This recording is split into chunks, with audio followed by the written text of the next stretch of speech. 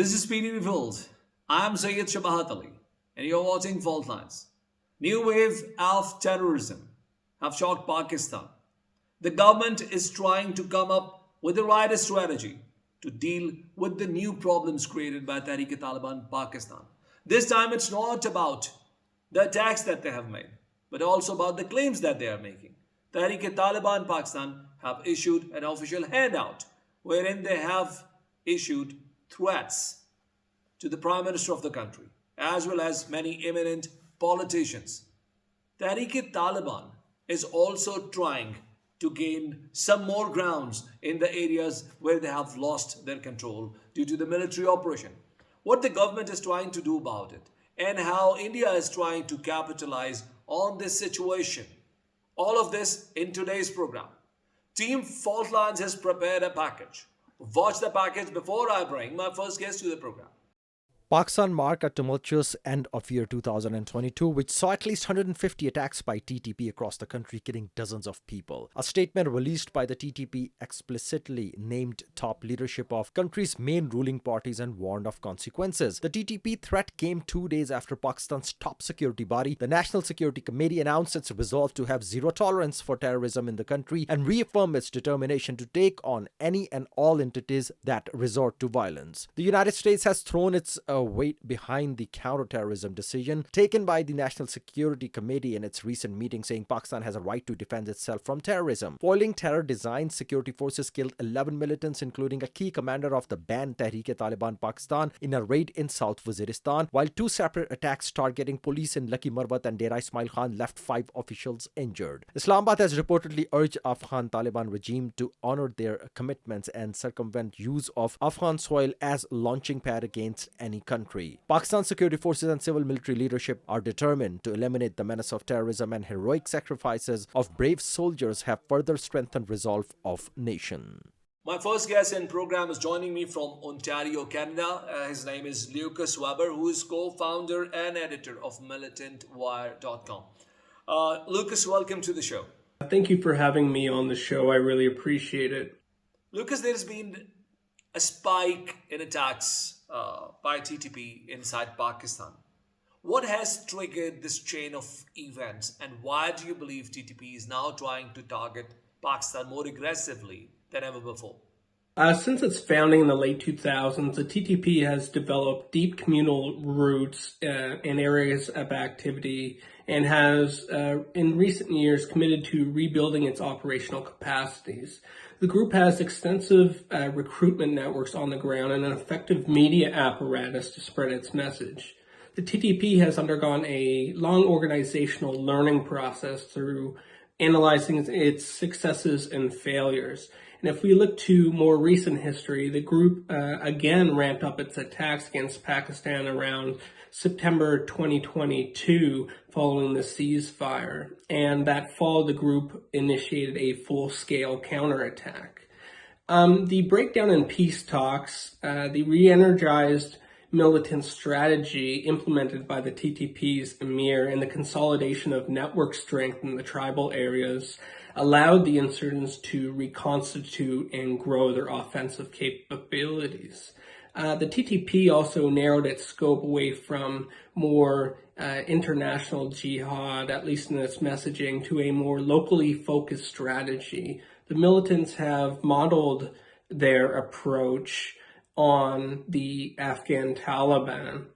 And they were also able to expand and tap into a new level of strategic depth provided by using Afghan territory under the Taliban's rule to plan, regroup, train, and arm themselves. As a result of the Afghan Taliban controlling Afghanistan, the TTP has been gifted with increased freedom of movement inside Afghanistan to strengthen its networks and access to resources. But Mr. Weber, what do you think of the Afghan Taliban? What kind of role they are playing? Because Pakistan is of the view that they are again playing the same dirty role that they have played in the past. That is harboring terrorism inside Afghanistan, despite making commitments that it would not be done to Pakistan. So what do you think can be the reason behind their dual strategy? Islamabad had hoped that Taliban rule in Afghanistan would somewhat constrain the TTP's freedom of action and perhaps rein the group in a bit through applying pressure to the new government in Kabul. However, the TTP in particular has only grown stronger since, and this has undoubtedly frustrated Pakistani leadership, and this carries over into Islamabad's relationship with the Afghan government. The TTP is an anti-state jihadist movement that sees the Afghan Taliban as an inspirational model, which is one of the ways a new Taliban government influences the security landscape. The ideological affinities and friendly relationships between the TTP and Afghan Taliban ensure for the moment that this relationship will continue into the foreseeable future. Plus, when the Taliban took power in August of 2021, considerable amounts of weapons, ammunition, and explosives have flooded the arms markets. Many weapons possessed by the former Afghan National Army have become easily attainable, and ANA stocks flooding the market have made these weapons very cheap. The TTP and other groups have been able to access these weapons through illicit networks.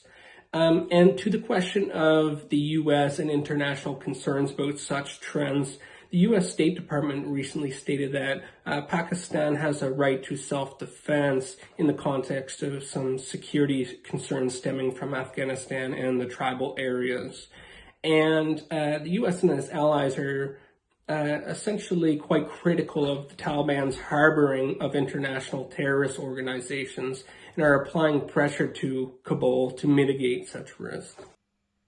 And what are your concerns with regards to the political unrest inside Afghanistan?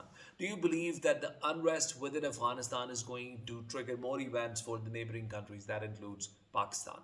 The Taliban has thus far proven incapable of containing international jihadist threats and have not shown any kind of sufficient counterterrorism capabilities. Extremist elements can easily take advantage of poor governance, ethnic tensions, security vacuums, and access to illicit networks to bolster their operational capabilities and offensive capacities. The Islamic State Khorasan province, or ISKP, is the most belligerent and dangerous amongst these groups. And ISKP has increasingly adopted a transnational strategy with an expanded scope. And this is not just limited to Afghanistan and Pakistan, where the group operates. We have also seen international attacks against international targets, such as American troops during the Kabul airport bombing, the firing of rockets against Central Asian states such as Uzbekistan and Tajikistan, recent operations against the Russian and Pakistani embassies, and most recently the armed assault against a Kabul hotel with the explicit intention of targeting Chinese nationals. If a large external or international attack is to occur or be carried out by elements located in Afghanistan, ISKP is the most likely perpetrator. The group has drastically expanded its strategic scope and has internationalized its media production efforts. It now produces propaganda in more languages than any other Islamic State branch since the caliphate at its height in Iraq and Syria. The group's ability to incite attacks against international targets, whether inside Afghanistan or outside, should not be taken lightly or underestimated. The Taliban has been under pressure to address ISKP. However, the results have been marginal so far, and the Islamic State networks in the area pose a potent threat to the region. Thank you very much, Lucas Weber, for being guest in my show today. Ladies and gentlemen, my second guest in the show is Saddam Hussein, who is an expert on Afghan affairs, and he's going to join me over the phone. Saddam, I welcome you to the show. Ji, thank you very much, Shabat, for having me on your show. Always pleasure to be here. So the problem, Saddam, as I have understood or I have comprehended from your response, the problem is increasing. And if it keeps increasing this way, do you believe an all out military operation like we did in the recent past would be the only way forward? Or do you believe there are any rooms for anything less than a full scale military operation to sort these issues out between Pakistan and TTP? Yes, the TTP have recently issued a statement threatening the top political leadership of Pakistan, in particular of Pakistan's People Party and PMLN. This might have come as a response to national security meeting in which the issued statement said that the state of Pakistan will come with a heavy hand against any militants indiscriminately, which are creating troubles across the country. So TTP had to show some reaction, and why TTP feels so confident issuing such statements and envisioning to recapture the tribal areas in northwest and southwest of Balochistan.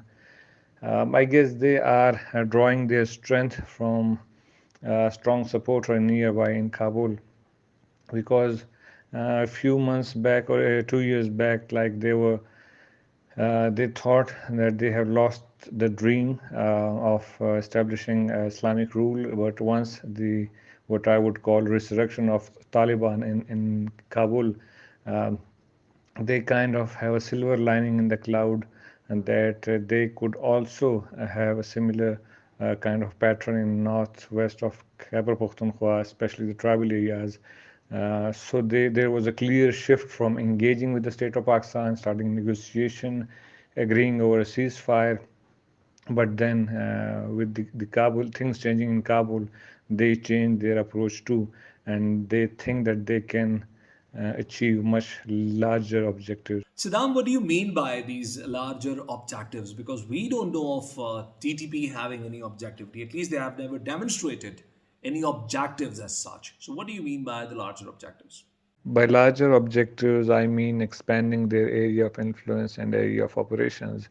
But if you zoom out, things are much more complex. These are not very simple. If you see, there's 1.5 year that the Taliban regime is in Kabul. So they are in the limbo. They are hanging in the air. There's no recognition of the government. So what are they supposed to do?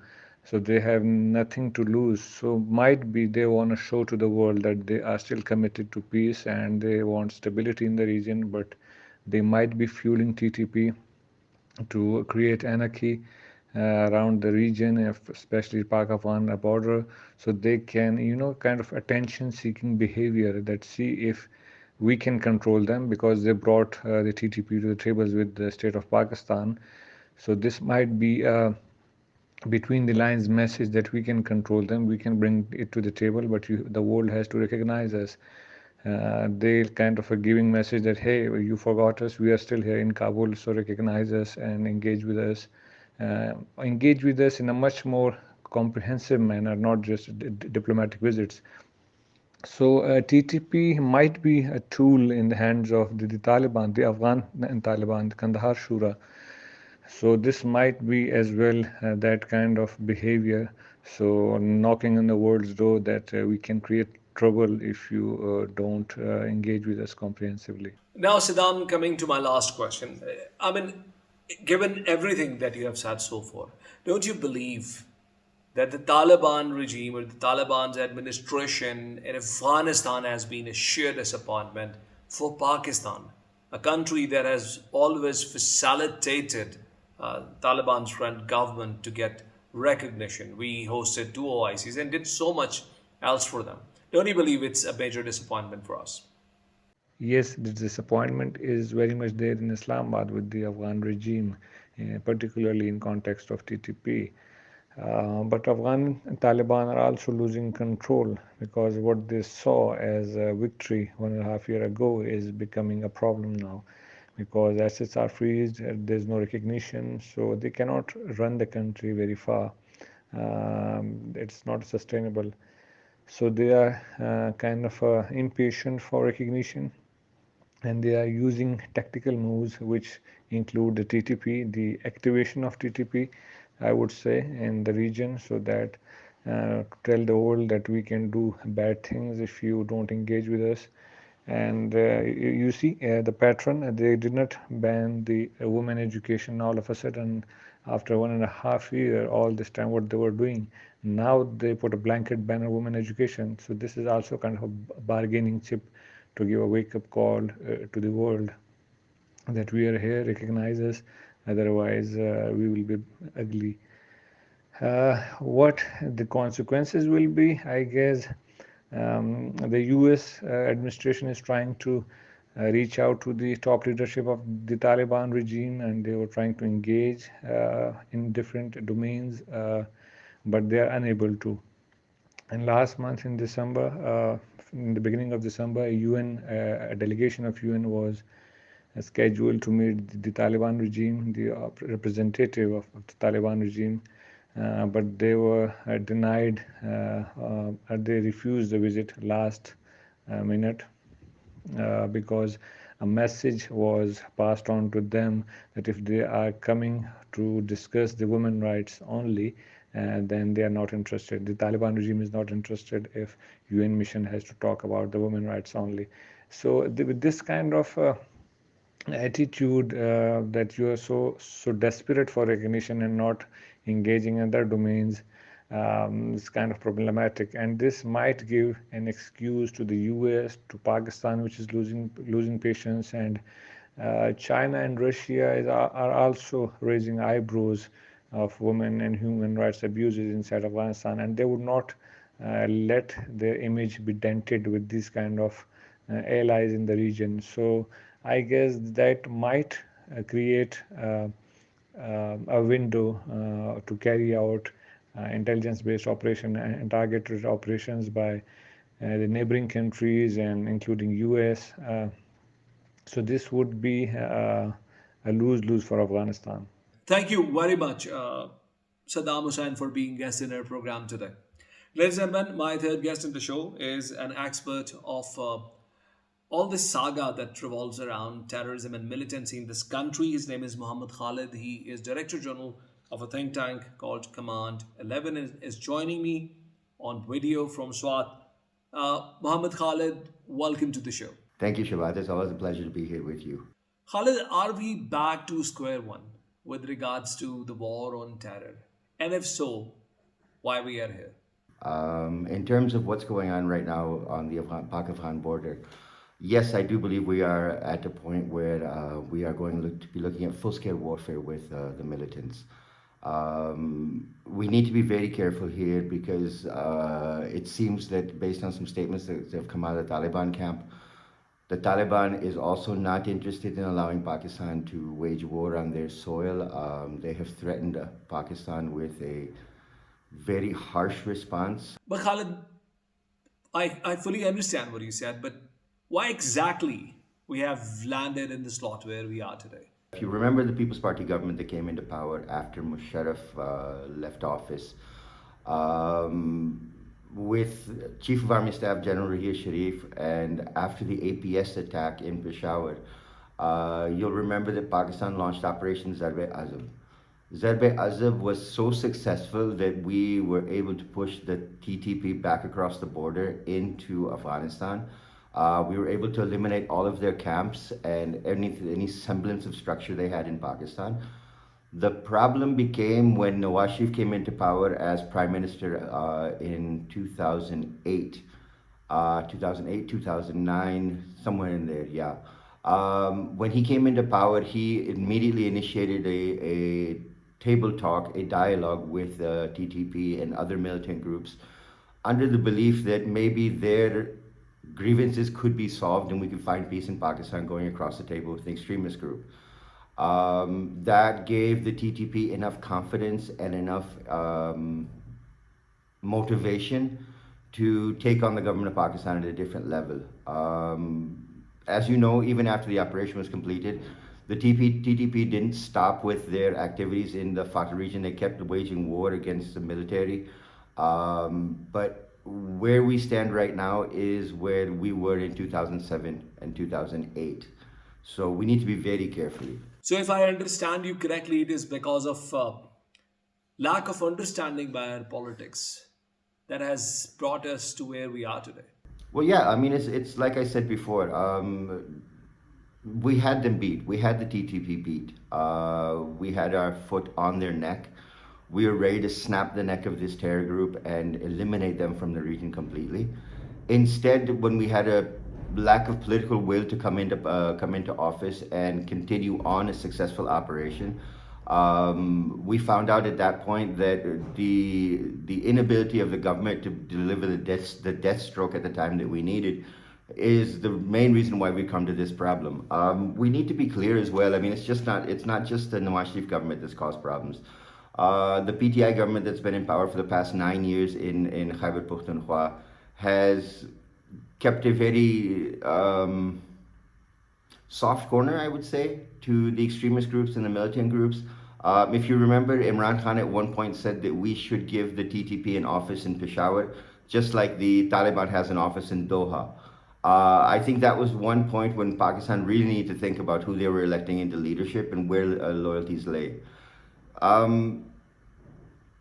Politically, we don't have the will, and that's going to be a problem moving forward, because if our politicians don't have the will to go forward and deliver the death blow this time, we are going to see this problem come back over and over and over, and it's not going to be solved.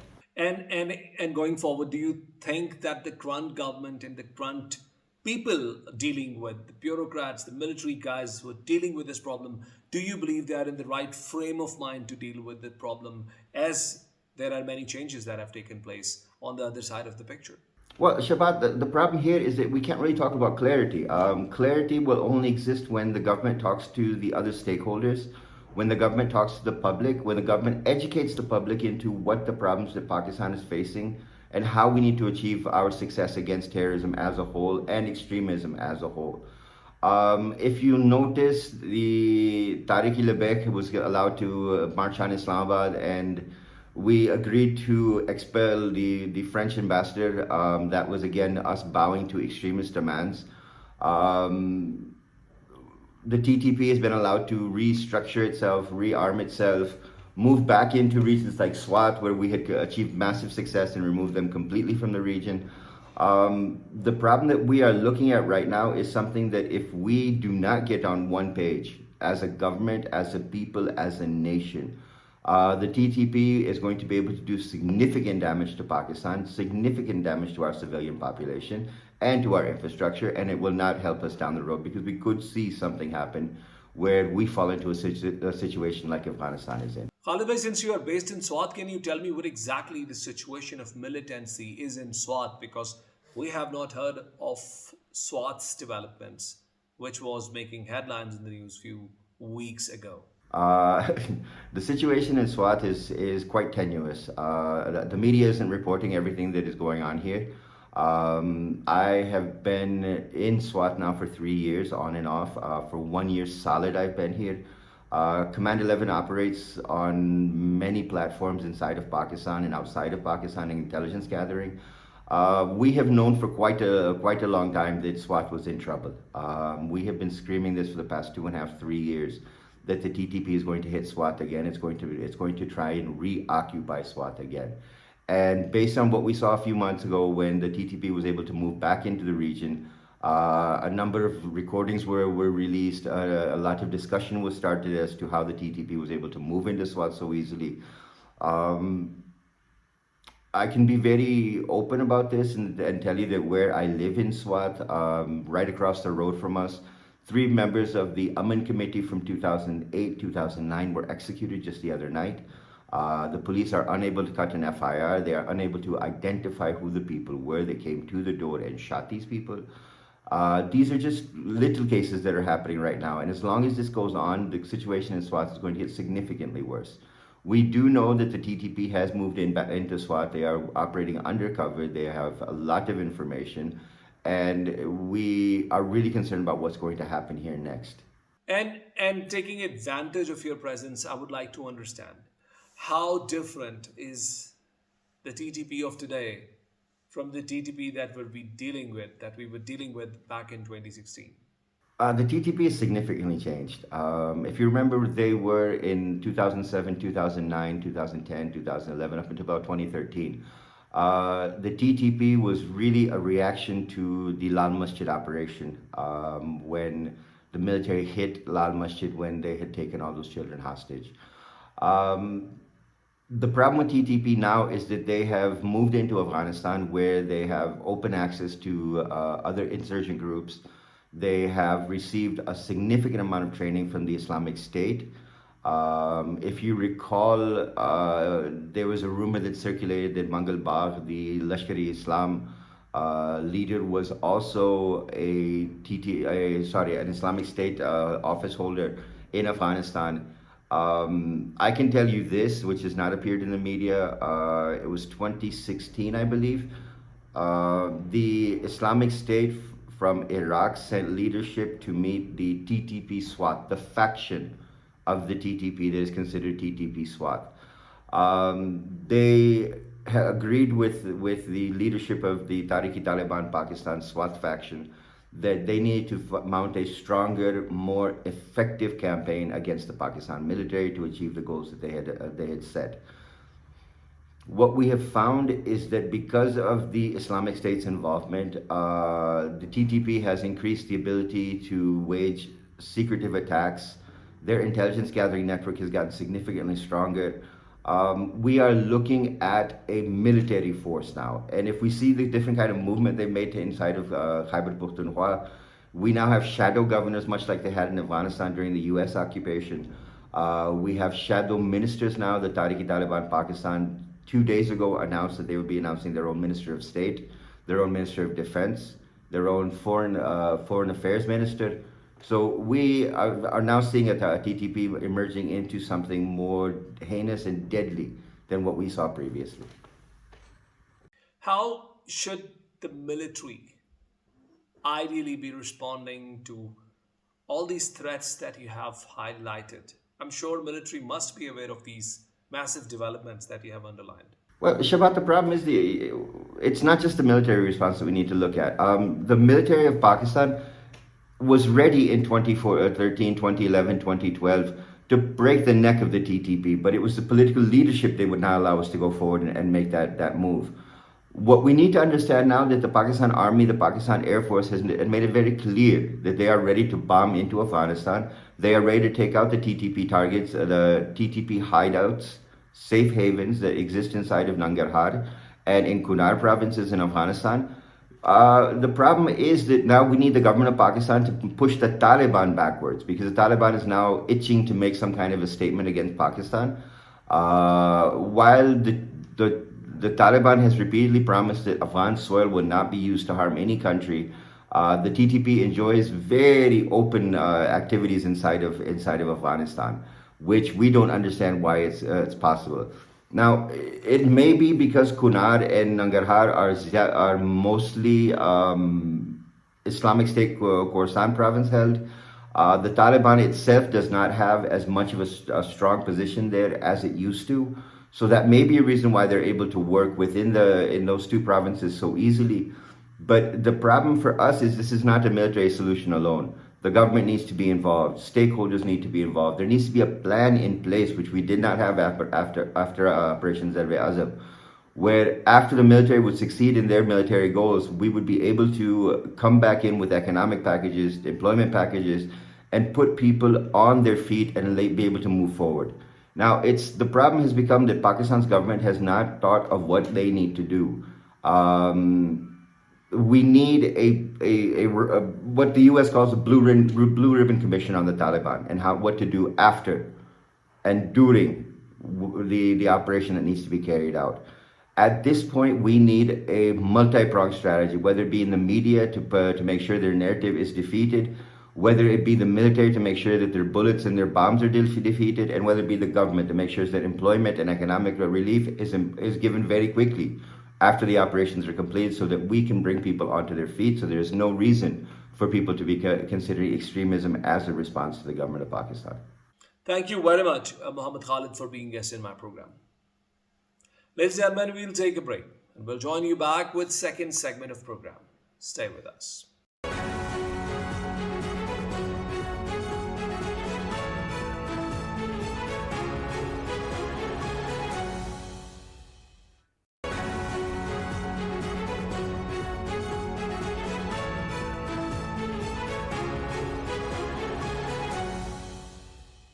Welcome back. Ladies and gentlemen, in the second part of today's program, we are going to discuss the issue between Russia and Ukraine, a war that has remained unconcluded despite 11 months of fight between the two sides. Neither Russia has been able to claim all of Ukrainian land, nor Ukraine has been able to push Russia back into her own territory despite an overwhelming and all out support from all the NATO allies. Now, some important developments that have taken place since we did our last program about this issue are following, as I discussed. The first and foremost is that Ukraine has been promised to be provided with Patriot missile system by United States. Now, this Patriot missile system is the air defense system that is deployed in Israel to support it or to defend it against the missile strikes made from the Palestinian side by Hamas. So it's an extremely efficient system, and Ukraine must be excited about it. Ukraine has also claimed that Russia's most of the offenses are now done by either the missile strikes or the drone strikes, for which they are blaming Iran, that Iran is providing these drone systems to Russia. Russia has not so far argued or given any response on it. Another important development that has taken place is that there has been an airstrike which has claimed, according to the Ukrainian claims, there have 800 soldiers who have lost their lives. According to the Russian claims, there are about 80 soldiers that have lost their life in an airstrike that has taken place inside Ukraine's one of the Ukraine's regions that's held by Russia. What exactly is happening between the lines? What these countries are considering at the moment, what are the diplomatic options, and why Recep Tayyip Erdogan is asking Russia's president for a unilateral ceasefire. All of this in today's show, for which I am joined by one of my favorite experts to speak about Russian affairs. He is Mohammad Taimur. Mohammad Taimur is an independent research analyst, Mohammad Taimur Khan, and is with me, joining me from Islamabad on Skype. Taimur, welcome to the show. Thank you for having me. Taimur, what are the latest developments between Russia and Ukraine, since we have not been able to touch this issue for last over 40 days now? Well, definitely, as it has been a substantial time since we last spoke, and the situation on ground as such has not shifted much, because ever since the winter has set in during the Russia-Ukraine conflict, the Russians had retreated to the east of the Dnieper River, while the Ukrainian counteroffensive have also substantially come to a halt, except for in the Bakhmut region. However, the strategies have shifted a little. As the Ukrainians have gained substantial advances on ground, especially in the southern and the eastern parts of the Zaporizhia and Kherson regions, the Russians have reverted back to massive missile strikes and drone strikes, and launching massive attacks against the Ukrainian capital city of Kiev. While the Ukrainian resolve have strengthened as well over the winters, but the Russians are also avoiding any chances for peace as well, because although there have been certain indications by President Putin for opening up of peace talks, but there have not been any substantial offers being made by the Russians towards the Ukrainian offers, especially the 10-point peace plan offered by President Zelensky. So on ground, the situation seems similar, but strategically and tactically, the situation has transformed substantially. Taimur, this is very surprising. Tell me why Russia would not be willing to engage into talks, because apparently, as what we know about the state of affairs between the two sides, it's Russia that is on the losing side of this war. Well, I think I don't believe that Russia has been at the losing end or at a great disadvantage during the Russia-Ukraine conflict, because from the very beginning, especially after a couple of weeks, the Russian leadership realized that this conflict is going to be extended, and it is going to be extended for a very long time. So they definitely shifted their strategies, and they dug in for a prolonged conflict. And this is exactly what the strategy President Putin has followed over the last 10 months, that this has become a war of attrition, and this conflict is going to perpetuate at least for more than 1.5 years. This is what my assessment says. But Taimur, the military losses of Russia are immense. It is far more than what they would have expected at the beginning of the war. So, why would Russia not take an opportunity for talks? Why would Russia not jump at the straw as it is sinking deep into the crisis? Well, of course, the military losses were part and parcel of the conflict before Russia initiated its, invasion of Ukraine. But you also have to realize that Russia is not the only country which is at an economic loss as far as this conflict is concerned. Russia, by prolonging the conflict, is continuously banking on the fact that the Western friends of Ukraine will certainly reach their financial and military aid fatigue. If not now, then at least 6 months later, or at least 10 months down the line as well, because there has been indication by Americans and by the other European allies of Ukraine that they should move towards peace deal or or at least open up more avenues of negotiations with the Russians to end the conflict in a political and amicable way. So Russia is not the only one that has suffered economically because of this conflict. And furthermore, Russia has also reoriented its economy as the conflict has extended. It has reoriented its supply chains, its energy and gas supplies, that it has reoriented to the Asian market by ignoring the European markets. And all the other facets of the Russian economy have also reoriented, which are continuously fueling its war machine. So I don't think so that the Russians are at a greater disadvantage even now. Yes, I do admit that there have been substantial losses to the Russians, but they have managed them considerably well, even after 10 months of this conflict. Tamur, in my introduction, I also spoke about the attack in the city of Makivka, where Russia is claiming now it has lost 89 of its servicemen. Ukrainian side is making far more exaggerated claims. But this is surprising because Russia is very reluctant to accept the claims of her life losses. So, what has exactly happened there? Well, of course, you see, I strongly believe that nowadays, besides the warfare that is going on in the battlefield, there is also a battle of narratives as well. And the losses, the battlefield losses, they have a very strong impact and influence on how the public opinion is shaped in the respective countries as well. So, and I believe that the devil is always in the details. If the Russians are claiming that 89 service members, which they initially claimed 63, but then the number was revised by their Ministry of Defense, and it was quoted that 89 Russian service members were killed in Makivka. I think the devil is somewhere in the details. The figure is somewhere in the middle, because there were several Russian military bloggers who were also very much worked up about this attack, and they were pointing fingers left, right, and center about the Russian military leadership. And they said that if not, at least 50 or 60 individuals, but at least dozens or at least hundreds of individuals were targeted in this attack by the Ukrainian HIMARS missiles that were used to target that vocational training center, which was turned into a temporary military barracks by the Russian armed forces. So I think if not 400, at least 150 to 200 Russian military personnel might have been targeted in this attack. Taimur, Al Jazeera has claimed that there are more than 80 Russian drones that have been shot down in the first 2 days of 2023. Is this the supremacy in air defense of Ukraine, or is it because of Russia being weak, or is it some part of their strategy to come in numbers and then to lose in numbers as well? Well, you see, the aid, especially the military aid by the US and the European Union has been massive. Even now, President Biden has announced that in the new year, a package of $45 billion of military aid by the US will be given to Ukraine.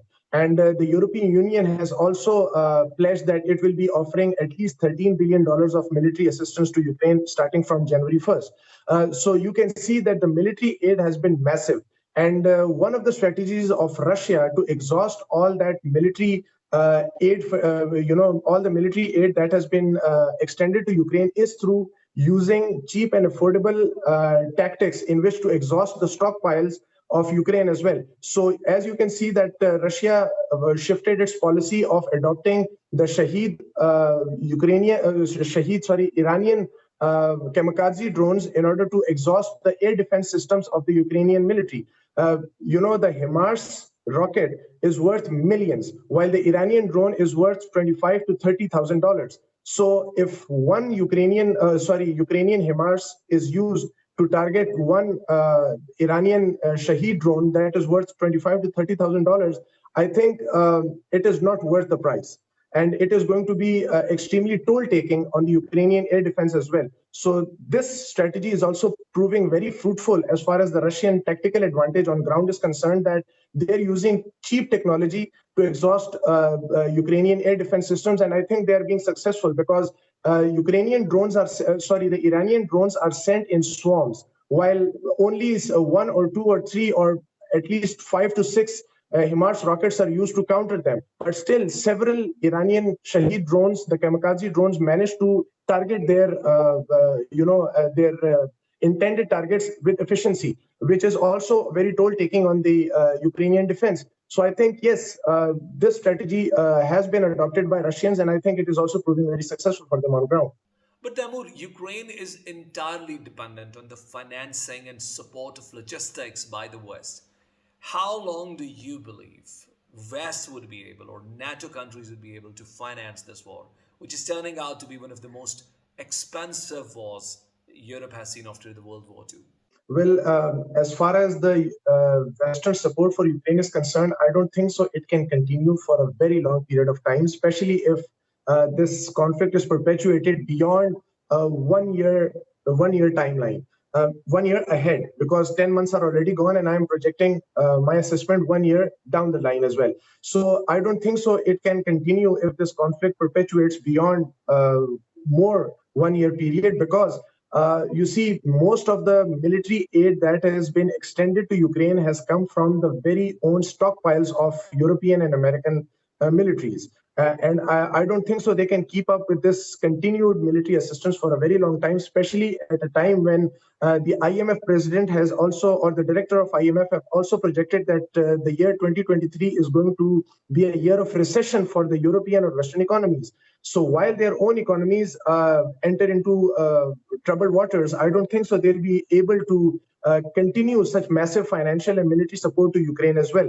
And indications of that have also been there, like I previously mentioned in my earlier answer, that there have been indications by the Americans and by other major European countries, particularly France and Germany, to the Ukrainian leadership that they should move towards opening up avenues of negotiations, or at least some peace talks with the Russian Federation, and try to resolve this issue in a political manner.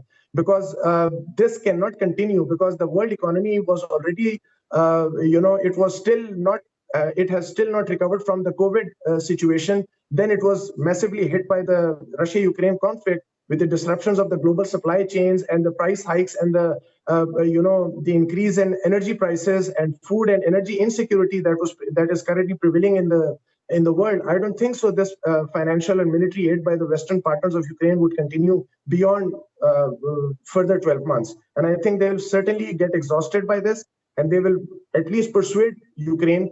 And I think this is exactly what the Russian leadership is also banking on, the exhaustion of the Western help to Ukraine in the coming months. And I think it is my assessment that Russia will be successful in that, because the current situation indicates that they will not be able to sustain this amount of help in the coming future. Taimur, if I understood you correctly, you just said that, or perhaps you meant to say that Ukraine would be abandoned completely by the European countries if the cost of this war stretches out over a particular threshold. Is that what you said? Not completely abandon Ukraine, because even the own Euro-Atlantic security depends on the peaceful and political and successful resolution of the Russia-Ukraine conflict. Because if they completely abandon Ukraine and give in to the demands of the Russian leadership, particularly President Putin's demands to, as far as the Russia-Ukraine conflict is concerned, I think the Euro-Atlantic security will be at jeopardy. So I don't think so that they will completely abandon Ukraine or give in to the Russian demands, but they will definitely, try to compromise in a very substantial manner and reach some middle ground with the Russians in order to resolve the Russia-Ukraine conflict. But Taimur, in either of the cases, the sanctions on Russia have cost enormously. to the Russian economy. And likewise, there is a report published by CNBC which says 30.5% of Ukrainian economy has shrunk because of an all-out war being fought. And we're quite certain that since this is coming from CNBC, the actual figures might be far greater than that. So, what do you think would happen because of these economic losses happening on both the sides? Well, of course, it is without a doubt that the Russian economy is the primary victim of this Russia-Ukraine conflict. The Russian economy has been affected in an immense way, especially when the Europeans cut off all the energy procurement that they were doing from Russia. But you also have to realize that Ukraine has also been turned into complete wreckage. As per the Ukrainian officials, they are at least going to need a financial aid package of $700 billion in the next several years in order to start the reconstruction and rehabilitation work in Ukraine if this conflict ends in the near future. So you can easily see that $700 billion is going to come from different partnering countries, particularly the Western countries of the European Union as well as the United States of America. But as I mentioned earlier, that since the world economy itself is in a recovery mode and still hasn't recovered from the situation of the COVID-19, which started back in late 2019 and 2020. I don't think so that they will be able to live up to the expectations that the Ukrainian leadership currently has for the reconstruction of their country, especially with regards to the $700 billion of estimates that they have given to the world leaders that they are going to need in order to reconstruct their country. But that said, I think that this war has taken the world economy several decades back, and it is going to take at least several years, not more than at least 15 years, in order to even start or embark on a trajectory of progress, or at least get even close to the position of pre-COVID era. So I think this conflict has really impacted the global economy, particularly the economies of Russia and Ukraine. Thank you very much, Taimur, for being guest in our program today. Pleasure. Ladies and gentlemen, the war between Russia and Ukraine continues, and this war is turning out to be one of the most expensive wars. Both the sides have so far not been able to give diplomacy an opportunity. Turkey's President Recep Tayyip Erdogan is now looking for playing a more assertive role, and he has called for a unilateral ceasefire. Let's see if Turkey can take a lead and help the world to steer out of these crises. We'll join you next week with another program. And until then, Allah Hafiz.